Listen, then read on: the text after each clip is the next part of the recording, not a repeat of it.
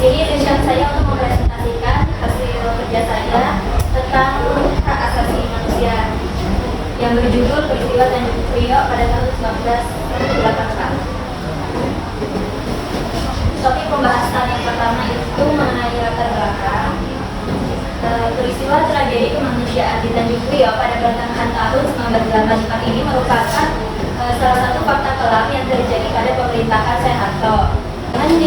Dengan adanya kebijakan politik nasional dengan dikeluarkannya TAP MPR nomor 4 tahun 1978 tentang pedoman penghayatan dan pengalaman Pancasila atau P4. Nah, sebagian umat Islam melihat kebijakan ini sebagai gejala untuk mengecilkan Islam dan mengagamakan Pancasila. Kondisi inilah yang menyebabkan ketidakpuasan sebagai umat Muslim yang kemudian diwujudkan dalam bentuk demo besar-besaran.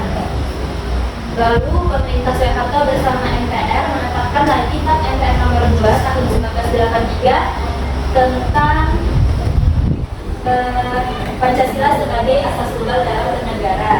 Nah, ditetapkan TAP MPR nomor 2 ini menyebabkan sebagian para ulama di Tanjung Priok ini menyeruakan penolakan asas tunggalnya dengan membuat brosur atau spanduk yang isinya kritik kepada pemerintah yang kemudian akan dipasang ke musola Kasada.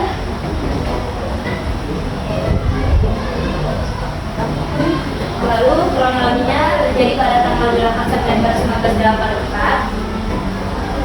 Sersan Hermanus serta rekannya datang ke musola kecil yang bernama Musola Kasada dan memerintahkan untuk mencabut pamflet yang berisi tulisan problematika yang dihadapi kaum muslimin saat ini.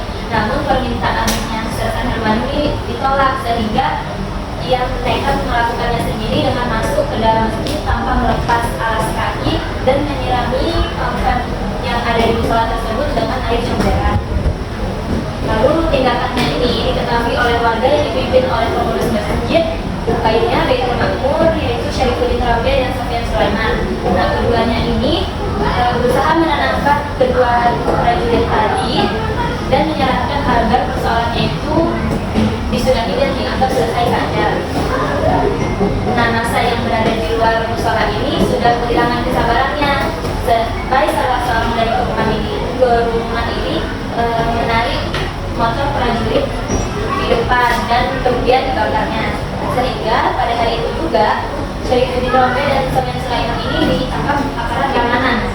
Sudah ditangkap juga Ahmad Sahi yang merupakan pimpinan musola Kasada dan Muhammad Nur, orang yang membakar motor prajurit tadi. Nah, akibatnya penahanan keempat orang tersebut kebakaran masa ini menjadi diam tak terbelung yang kemudian memunculkan tuntutan agar membebaskan mereka yang ditangkap itu. Lalu keesokan harinya pada tanggal 11 September 1984 masa meminta bantuan ke salah satu tokoh di daerah itu yang bernama Ahmed Biki. Ini merupakan orang yang dekat dengan perwira Jakarta dan beberapa ulama untuk melakukan protes terhadap kinerja aparat agar membebaskan 4 orang jamaah yang ditahan oleh Kodim yang diyakini tidak bersalah. Lalu puncak kronologinya itu terjadi pada tanggal 12 September 1984. Akhir Bidi, Syarifuddin Malopo dan Muhammad Nasir ini menyampaikan ceramahnya di tempat terbuka membahas berbagai persoalan politik dan sosial. Sampai selesai usai khutbah, mereka memimpin sebuah demonstrasi sekitar 1.500 orang ke kantor barat di mana tempat tekanan tersebut sekarang. Sesampai di kantor Kodim, masa dihadang aparat bersenjata. Jadi Regu Kamal ini berusaha membubarkan masa dengan secara persuasif.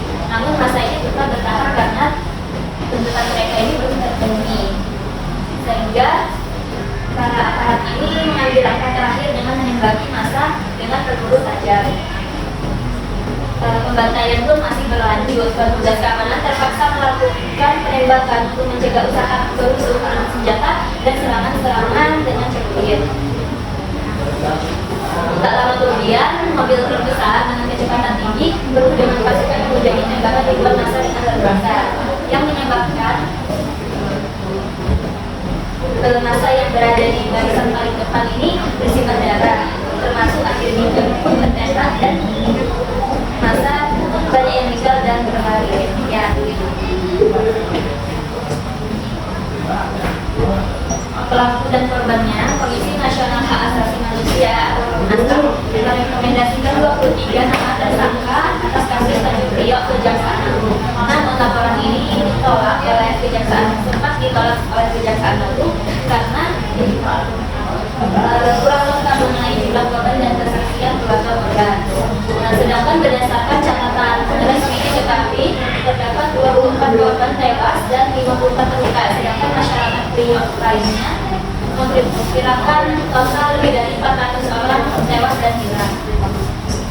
Lalu undang-undang yang terlibat pada kasus ini itu untuk menyelesaikan kasus pelanggaran HAM dari Priok, Pengadilan HAM Aceh diupayakan sebagai jalur hukumnya sesuai Undang-Undang Nomor 26 Tahun 2000 tentang Pengadilan HAM Aceh. Nah, pelanggaran HAM berat yang didakwa adalah kejahatan terhadap kemanusiaan pasal 7 Nomor 26 Tahun 2000 berupa pembunuhan pasal 90A, penganiayaan pasal 90A, dan perampasan kemerdekaan secara semena-mena pasal 90E. Sekian yang dapat saya sampaikan, kurang lebihnya mohon maaf. Wassalamualaikum warahmatullahi wabarakatuh. Waalaikumsalam.